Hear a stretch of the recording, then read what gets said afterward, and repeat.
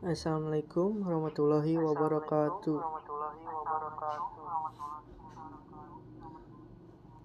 Nama saya Stephen Apriansen dari kelas MN22H. Ingin menjelaskan materi pendekatan perilaku dalam hubungan industrial. A. Perilaku organisasi dan kepemimpinan. Tindakan mempengaruhi orang lain agar bertindak sesuai, sedangkan hasil kepemimpinannya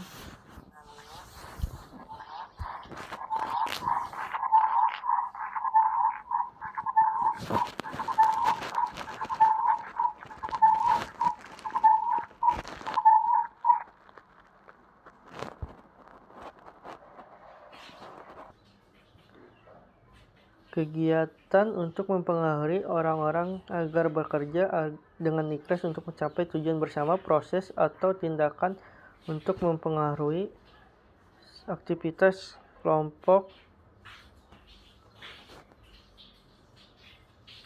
organisasi dalam usahanya untuk mencapai tujuan yang telah ditentukan, kemampuan untuk mengajak orang lain mencapai tujuan yang sudah ditentukan dengan penuh semangat.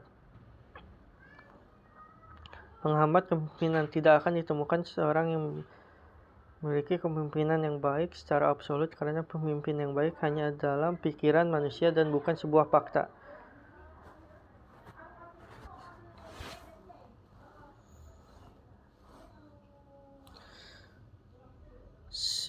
Dua, sifat dan kemampuan seseorang pemimpin sudah ditentukan sejak dalam kandungan dan merupakan takdir Tuhan, sehingga siapapun yang mempelajarinya tidak akan mencapai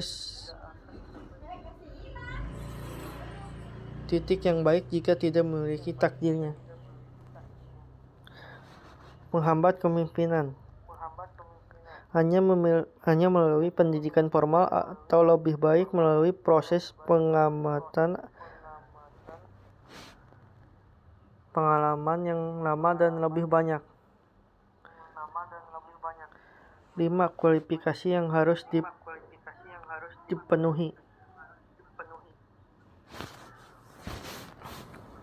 Kepemimpinan merupakan gabungan antara ilmu dan seni.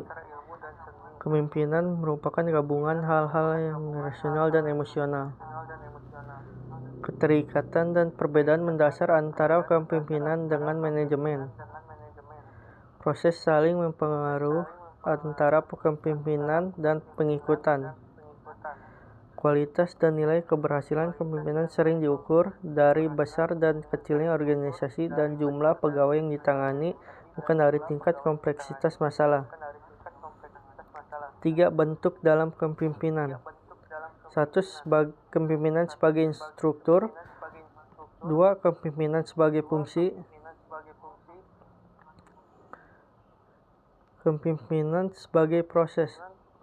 Merupakan kegiatan atau aktivitas untuk melaksanakan fungsi-fungsi kepemimpinan di mana di dalamnya ada kreasi dari pemimpin, ada tanggapan dari pengikut, serta ada interaksi keduanya.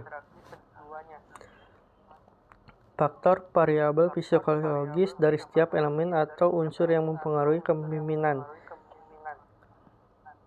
yaitu faktor-faktor personality, history, experience, interest, character, trait, motivation, position, and expertise. Pengikut dipengaruhi oleh faktor-faktor expectation, personality, trait,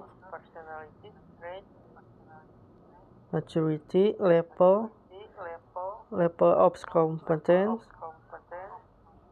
motivation, value, norms, happiness. Situasi dipengaruhi oleh faktor-faktor stress, environment. B. Analisis faktor-faktor pengaruh. 1.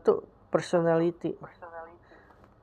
Yang pertama yaitu openness, digunakan untuk mengukur sikap keterbukaan terhadap pengalaman dan ide-ide baru. 2. Conscientiousness, digunakan untuk mengukur kehati-hatian seorang jika tinggi.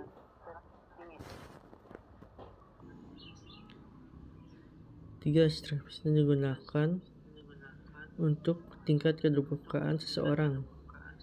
4. Agreeableness, digunakan untuk mengukur tingkat keramahan seseorang. Dan yang kelima dan terakhir, neuroticism, digunakan untuk mengukur tingkat kecemasan seseorang.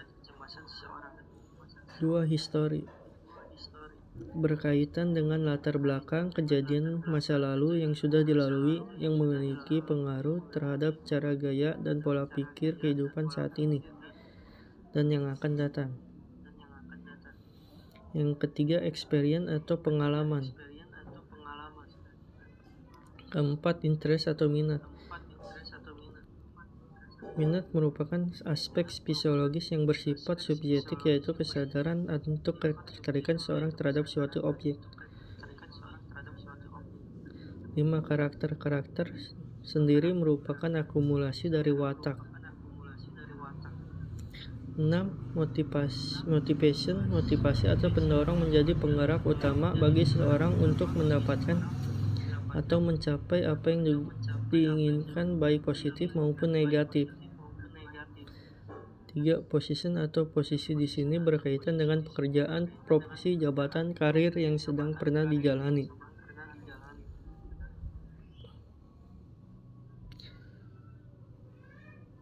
3. Expertise, kemampuan seorang untuk melaksanakan pekerjaan tertentu pada waktu tertentu yang diukur dengan menggunakan standar keahlian yang telah diakui dan dijadikan acuan bersama.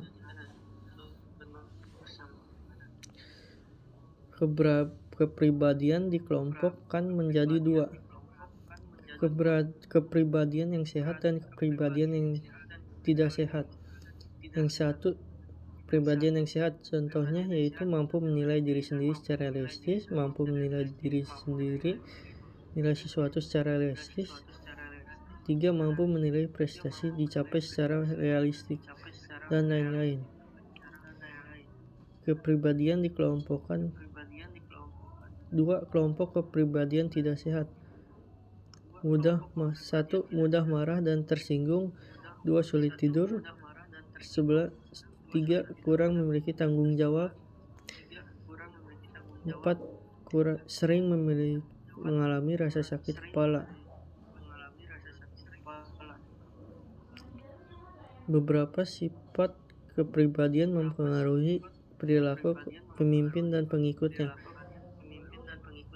1. Evaluasi diri merupakan tingkatan individual untuk menilai apakah mereka menyukai atau tidak menyukai diri sendiri. Experientism, tingkatan di mana individual yang bersifat pragmatis. 3. Narsisme, sikap yang cenderung arogan, rasa kepentingan diri yang berlebihan.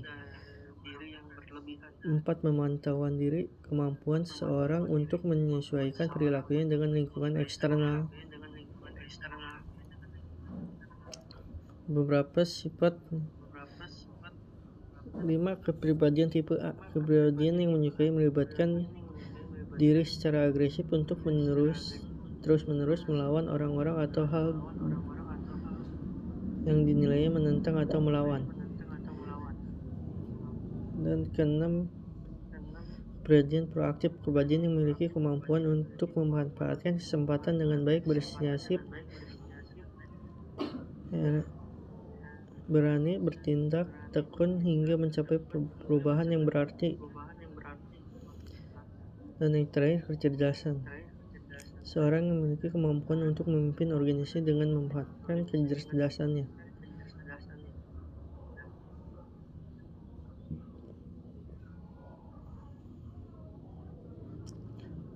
Analisis faktor-faktor pengaruh. 1. Ekspektasi adalah harapan untuk mendapatkan kesenangan yang bersifat tidak konstan dan timbul dari gagasan tentang suatu hal di masa depan. 2. Maturity level menggambarkan tingkat kematangan psikologis dari seorang sehingga seorang yang dinilai sudah matang.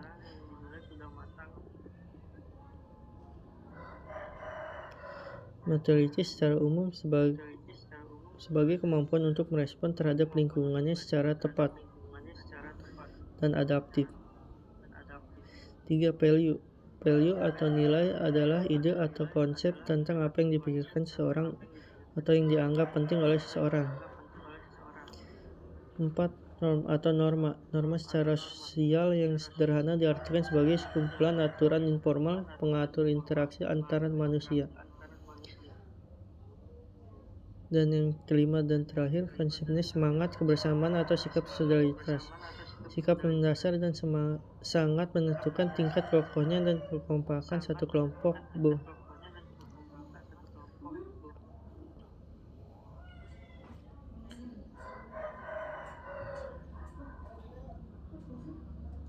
Analisis faktor-faktor pengaruh situasi stres, test, environment. 1. Stres dialami pekerja maupun pemimpin dalam melaksanakan pekerjaannya sehingga berdampak pada hubungan industrial. 2. Tes atau tugas. Menurut Dale Yonder, tugas digunakan untuk mengembangkan suatu bagian atau satu unsur dalam suatu jabatan. Yang 3 yang terakhir, environment atau merupakan kondisi nyata dari lingkungan di mana pekerjaan dilaksanakan atau sering kondisi lingkungan kerja yang fisiknya kotor, bising, panas, berbau, tidak tertata, serta pembagian kerja yang tidak terorganisir mengakibatkan hubungan industrial tidak akan baik. Sekian dari saya. Assalamualaikum warahmatullahi wabarakatuh.